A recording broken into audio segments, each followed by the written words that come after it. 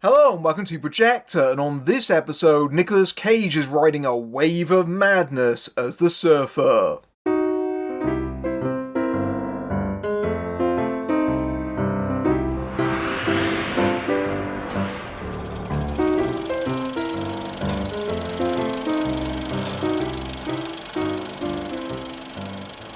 The surfer, played by Nicolas Cage, takes his kid, played by Finn Little, to Luna Bay, where he hopes to buy his childhood home that overlooks the waves. But once there, the surfer is accosted by the local bay boys, led by Julian McMahon's Scally, who tells him, "Don't live here, don't surf here." But the surfer is determined to get the house and ride the waves, but as he stays longer in Luna Bay, the more he loses everything, even his sanity. Let's get one thing out of the way straight off the bat. This isn't a film about surfing. Well, not really anyway. It might be about a surfer, but there's very little actual surfing in it at all. So if you come expecting a lot of sick waves like Blue Crush or something, you ain't getting that. That's a very deliberate choice because the film is all about that frustration. The surfer wants to surf, we've been promised surfing, and yet we get denied that over and over again. The movie withholds that promise from you for almost the entire length of the running time, taunting you with the prospect of it. It's one of the many ways the film builds up tension in the audience. We, like the surfer himself, are not getting what we want. People use surfing to relieve stress, and the surfer just wants to unwind. But he can't. It builds up this constant sense of discomfort and anxiety, that denial of release. And that decision is very much a microcosm of the surfer as a whole.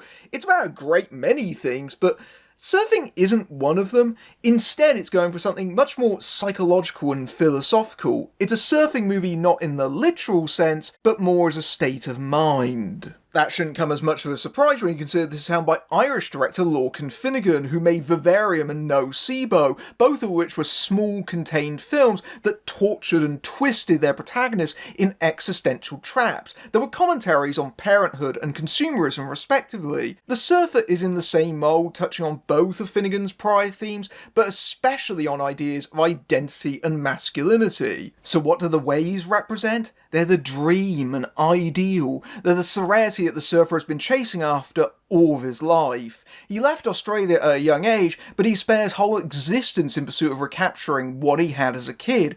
Everything that he's ever done is about getting back to that place, and that dream is within touching distance. He can almost taste the success. He just has to hold onto his board just that little bit longer. He's putting in an offer for the house, but it's very competitive. He's making frantic calls, and his broker isn't certain that he can raise the money to counter the other offer, which the realtor seems more than inclined to accept. But he's so close that he even imagines himself in that house, standing on the balcony overlooking the bay and the water. It's already his because it belongs to him in his mind. He's just taking back what's his, and if he can visualise that dream, it's already real. But there's early hints that this single-minded pursuit of a dream has cost the surfer much already. He takes his kid to the bay because he thinks that sharing his childhood memories with his son and surfing together will connect them, but the kid isn't really interested in that, but the surfer doesn't realise that really it's all for himself. The kid just wants his father to be there, to be with his family, something that he hasn't paid as much attention to as he should. Even his wife has moved on to someone else, and is calling him to try and finalise their divorce, which is just another thing he's trying to negotiate. This is in fact a Christmas film and plays out in the days leading up to it, but of course it's Australia, so it's the height of their summer, but it represents a time for families to come together, and so it becomes a ticking clock that the surfer has to get this deal done by Christmas. Once he buys this house, it will fix all of his problems and everything will be perfect, just the way he wants. But his ambition is more of a delusion of what his reality is. And the film exists in that kind of dreamlike state and slowly turns it into this walking, seemingly never-ending nightmare bit by bit. The entire film takes place in Luna Bay, both the beach and the clifftop car park that overlooks it, and almost the whole thing takes place in the open air, but it soon becomes a prison where there are no bars. The Bay boys keep telling him to leave and getting more threatening learning with each passing encounter, but for whatever reason, he can't.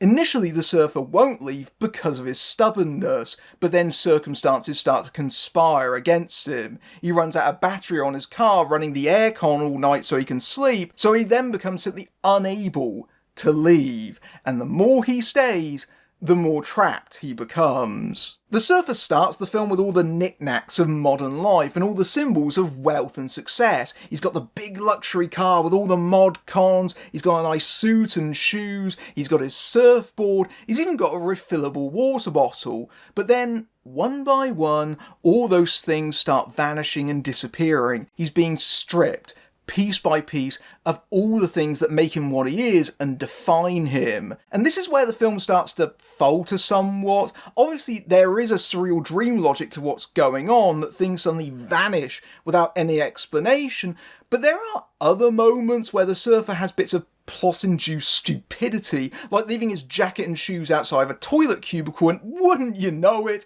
they're gone by the time he comes out. You sometimes get a bit frustrated at this, and not quite in the sense that the movie wants you to be, because you can tell the story needs something to happen, but has to force them to, even when it's a bit of a stretch in the moment. It's also around this point where the film starts to emphasise the mirroring of the surfer with the local beach bum, played by Nicolas Cage. The theme of fathers and sons is particularly prominent in this subplot, with the bum bearing a grudge against Scally because he blames him for the death of his son, and he lives out of his car being mocked and abused by the boys. In the middle of the film, the bum vanishes, and the surfer starts trading places with him, taking his clothes and possessions to replace what has been taken, to the point where he effectively becomes him. Just this walking symbol of a man who has lost everything, and so easily slips into the role that the locals don't even acknowledge the change. It all happens with this bizarre, strange logic, but it's crucial to a film which is almost entirely metaphorical and existential. It's also an extremely Nicolas Cage role to play. He's always been drawn towards extreme characters that play towards his famously expressionistic acting style, and it's very easy to see why this role appealed to him, and he's also a producer on the film.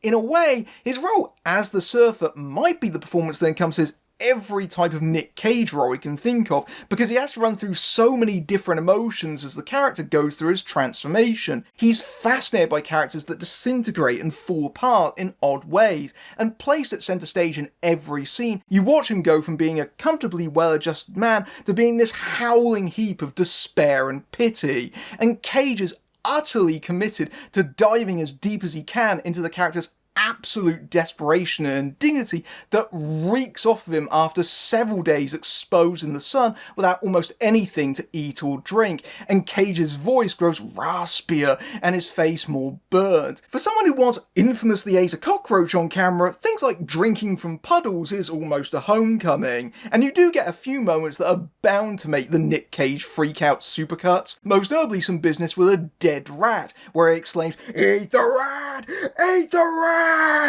But largely you watch with a sense of sadness as he's worn away and anonymised to the point where he can barely cry, "I have a name!" Which is rather bitterly ironic for a film where most of the characters, including the surfer himself, aren't actually given any, except for their archetypes. However, Finnegan leans far too heavily on Cage's histrionics to prop up the film in this middle act, to the point where the actor is left with very little to work with in near total isolation. It's pretty clear that Finnegan is taking particular inspiration from 70s Ozploitation classics like Wake in Fright, and while it isn't an out-and-out horror film like his previous works, at least in my opinion, I would consider it to be a psychological drama or thriller, and certainly it has elements of horror, particularly some sharp, violent flash cuts that suggest that the surfer's childhood wasn't quite as idyllic as he remembers it to be. The film often looks absolutely fantastic. It's got these almost resinous, scorchingly bright, saturated colours that make you feel the intensity of the heat and the sun bearing down constantly, and as the main character fries like an egg,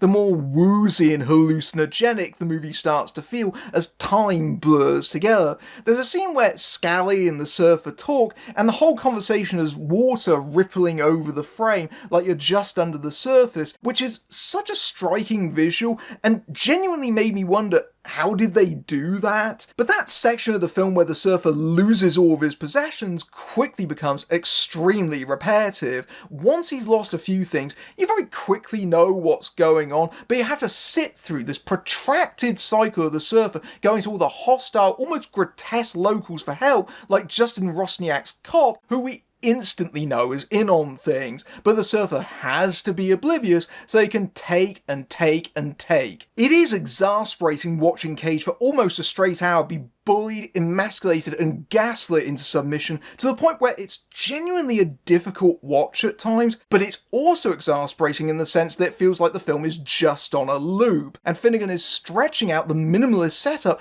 rather than expanding upon his themes and ideas. And I do have to admit that while I was watching the film, I didn't really know if I liked it or not, and there was a point where I was leaning towards not, but the film makes a recovery in its final section that makes its intentions much clearer in hindsight. What the movie most concerns itself with is toxic masculinity, as represented by Scally and the Bay Boys, and former Doctor Doom Julian McMahon nicely underplays his menace behind a slimy smile. Scally is an old acquaintance of the surfers and has clearly never grown out of being a bully. He's just become a professional at it. He's now a financial shark, boasting about how his business strategy is to pull apart and destroy all that he acquires.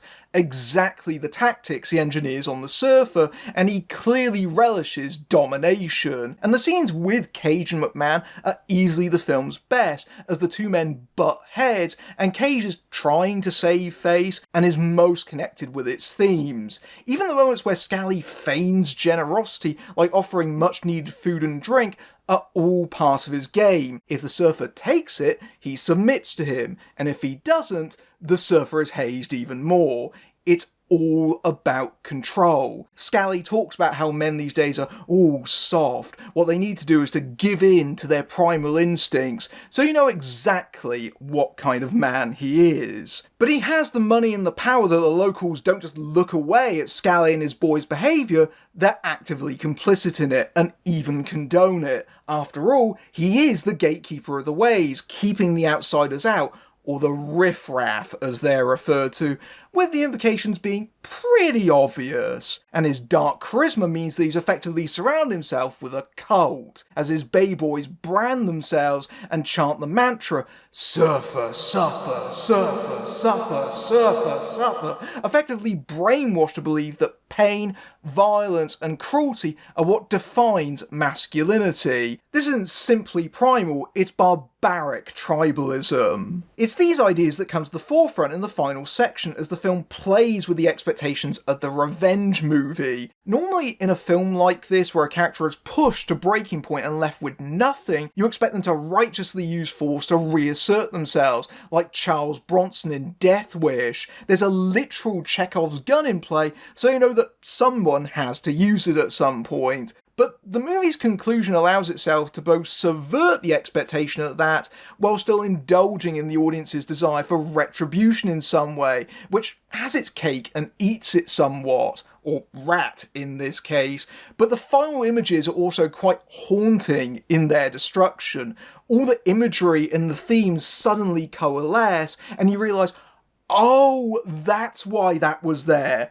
But you had to put a lot of patience in to get to the crest of that wave. The Surfer is a flawed film, but an ambitious one that asks questions about whether what we desire is truly what we want and what it means to be a man, and Nicolas Cage is giving his all as always.